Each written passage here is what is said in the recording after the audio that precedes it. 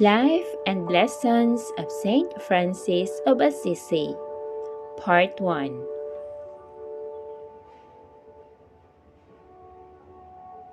Saint Francis of Assisi is perhaps the most known and loved saint within the Catholic Church, though many flock to him because of his portrayal as one who loved animals and nature.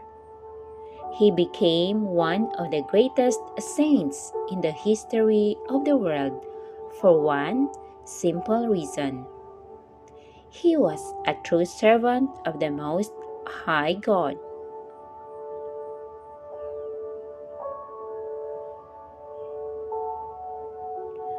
Though it is hard to imagine ourselves ever reaching the heights of sanctity achieved by Saint Francis, know that it is possible for us all.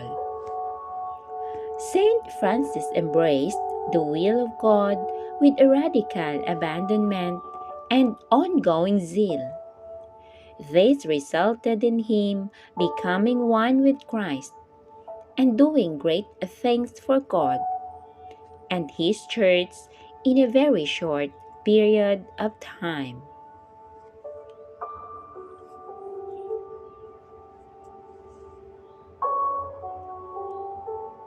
In 1260, 34 years after the death of Saint Francis, the Franciscan order held a general chapter in Narbonne. At that time, the Minister General was Saint Bonaventure, who has subsequently come to be known as the Seraphic Doctor of the Church.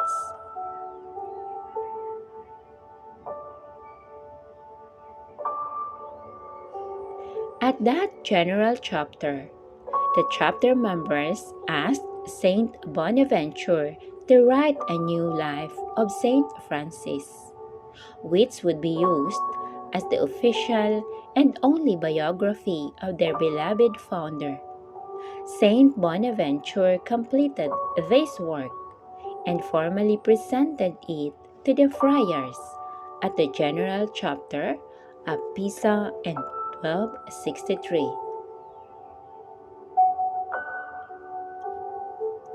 Saint Bonaventure begins his biography of Saint Francis by stating, "There was a man in the city of Assisi, by name Francis, whose memory is blessed."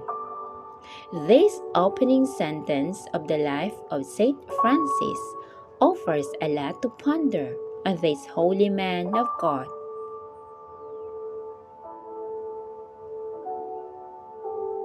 Saint Bonaventure was only 5 years old when Francis died in 1226. Even though Bonaventure did not become a Franciscan until 1243, 17 years after Francis' death, he came to know Francis well. He listened to many lectures on Saint Francis, studied the Franciscan rule, listened to stories, conversed with his companions, visited his hermitage, and saw the effect that this humble and poor man had upon the people of his time.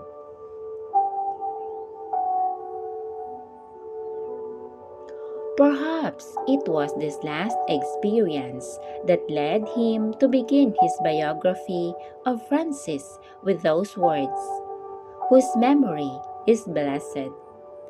Why was the mere memory of Saint Francis blessed?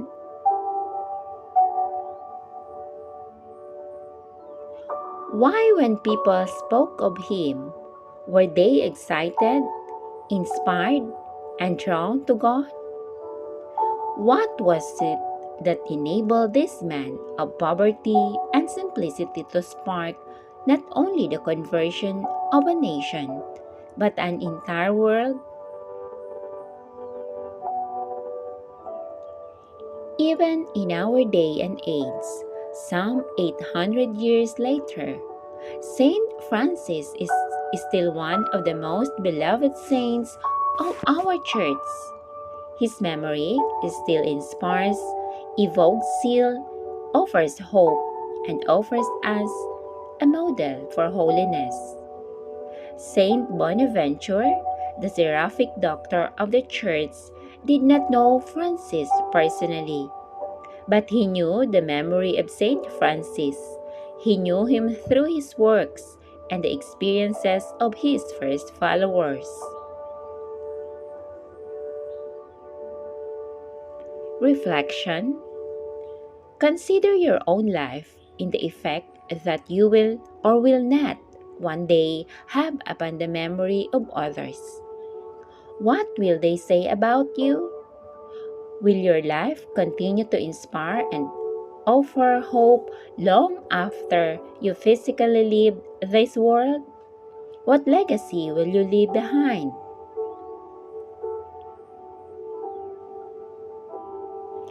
As you begin these lessons and reflection on the life of Saint Francis, be open to the possibilities God has set before you.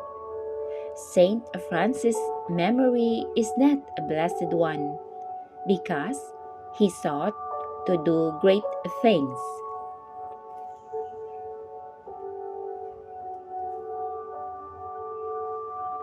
Rather, he is blessed because he sought to do the small, insignificant, and humble things God called him to do with great love.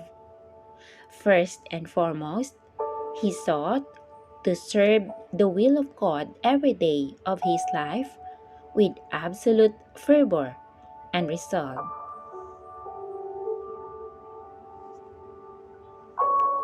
You too must seek to live the holy will of God, even in the smallest and most humble of ways throughout your life. If you do this, the memories you leave behind will live on as benediction for generations to come.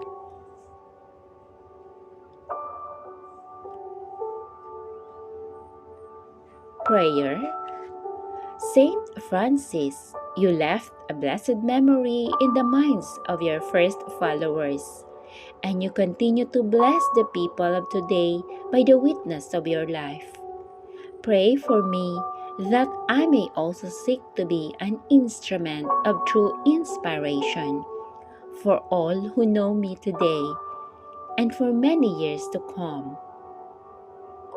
Saint Francis, pray for me. Jesus, I trust in you. Amen.